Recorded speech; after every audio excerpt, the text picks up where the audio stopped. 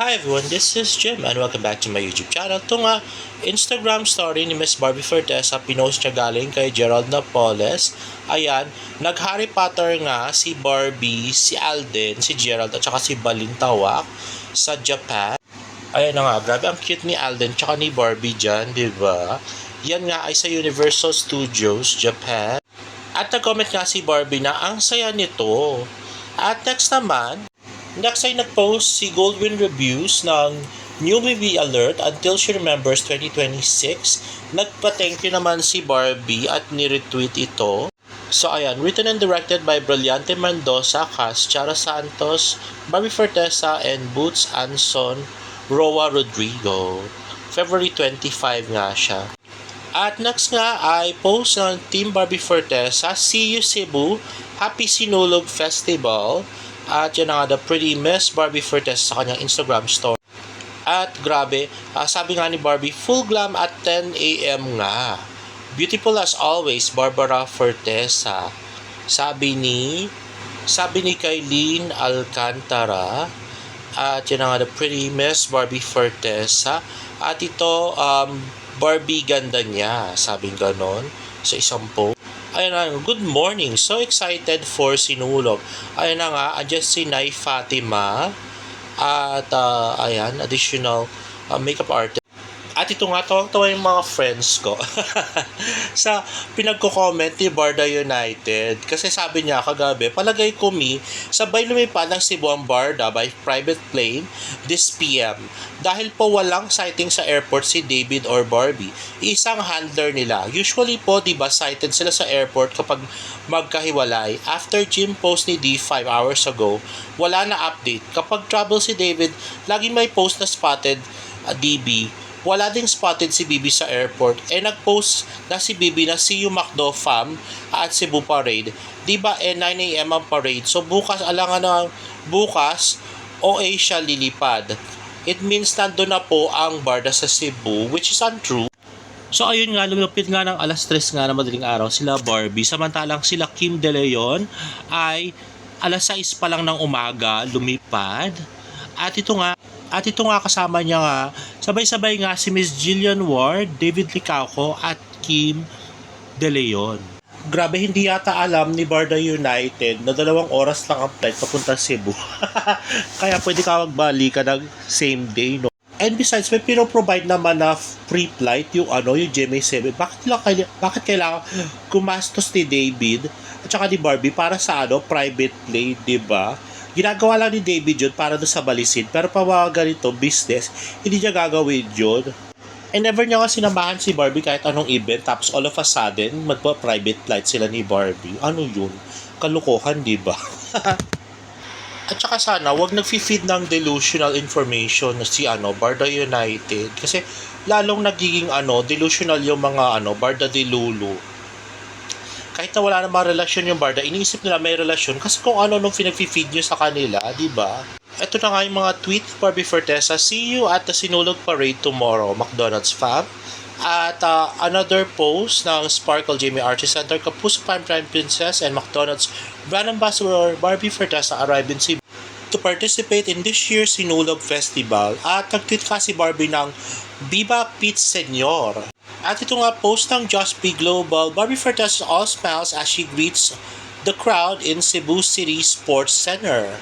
Ayan na nga, so pretty si Miss Barbie Fortesa at si Ronald McDonald. At yan na nga, napaka-pretty ni Barbie, so cute. At yan. Ayan, more pictures of Miss Barbie Fortesa.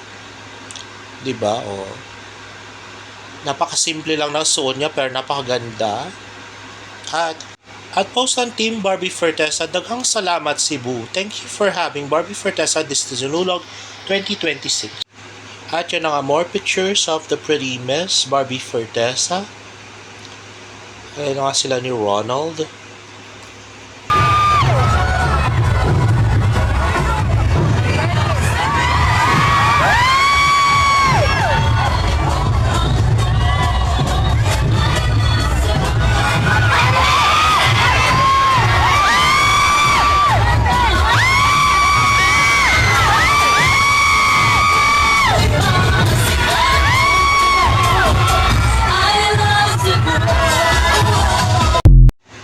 Grabe nga yung sigawan kay Miss Barbie Fortesa. Ayun na nga in red.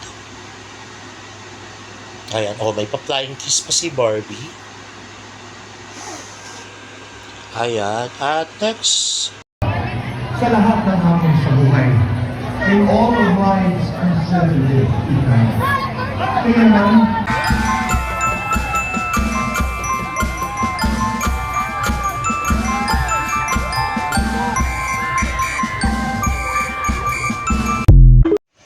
Ayun na nga, may pa-heart sign pa si Miss Barbie Fortes. Ayun, di ba? Grabe. At next. Sa party area natin. Sa party. Hello, ma'am. Thank you so much. Hello. Hello, happy Siguro. At yun na nga nakapagpa-picture si Kuya Guard kay Miss Barbie Fortesa. At yun na nga sila ni Ronald McDonald sa kainitan kanina sa parada. Ayan, the pretty Miss Barbie Fortesa and Ronald McDonald. At yan na nga napaka-pretty si Barbie at saka si Ronald McDonald. At next.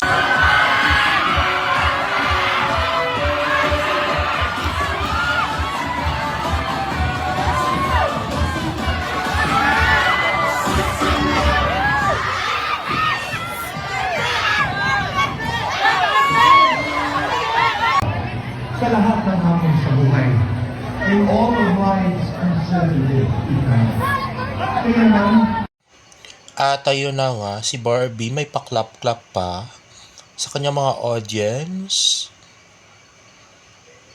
At ayun, di ba? Parang pang ano lang yung suot ni Barbie, pang manager ng McDo, di ba? At next post naman Miss Tony Avilas, what happened after hair and makeup session? Let's watch this. Ayun na nga, napaka-pretty si Miss Barbie Fortesa. O, di ba? Tawa lang ng tawa, no? Ano si Barbie? Bungis-ngis. Panggigitan yan eh. Anyway, yung tawa ng tao. Si Miss Tony Aviles pa pala yung nagtitig ng pictures, diba? Grabe. Hanson. Ayan si Genre. At next naman ay post ng radar.ph. Ayan. Is new film quietly in the works for Barbie and Ruru? At ito nga sabi ng radar.ph, is new film quietly in the works for Barbie and Ruru, spotted on social media this week. Emerging film director Miko Baldosa shares posts of two separate meetings on two different dates with Kapuso stars Barbie Fortesa and Ruru Madrid. Coincidence? Netizens don't think so. The back-to-back meet-ups quickly sparked speculation about possible new project bringing Barbie Fortesa and Ruru Madrid together once again. With both actors known for choosing bold, career-defining roles, curiosity is at an all-time high. So what could they be working on? A film? A passion project? Or something totally unexpected? For now, it's under wraps, but Radar is watching. Well, naghihintay pa tayo sa updates nitong project na to kasi sabi nga ni Direk doon sa isa niyang interview na gusto nila ay mature leading man yung leading man ni Miss Barbie Fortesa like mga Piolo Pascual sana. Anyway, magabang na lang tayo sa updates guys at sana may makuha yung source ko. At yun na medyo parang iwas pa mag-fanservice si David at saka si Jillian takot sa mga Barda de Lulu. Na baka iba si David at saka si Jillian, no? At yan na nga yung kanyang old jacket ni David Licaco na sinuot na ni Kisen dati. Diba? And lastly, post ni Kaliwa Kanaan. Ayan nga si David. So ano kaya to? Late post kaya to ni Kaliwa Kanaan? Or nasa Cebu din siya? Or nakabalik na sa Maynila si David, no? Well, abangan na lang natin. Baka may updates bukas. And there you have it guys. If you like this video, please give it a thumbs up. And please subscribe to my YouTube channel for more bird updates. See you in my next vlog. Bye!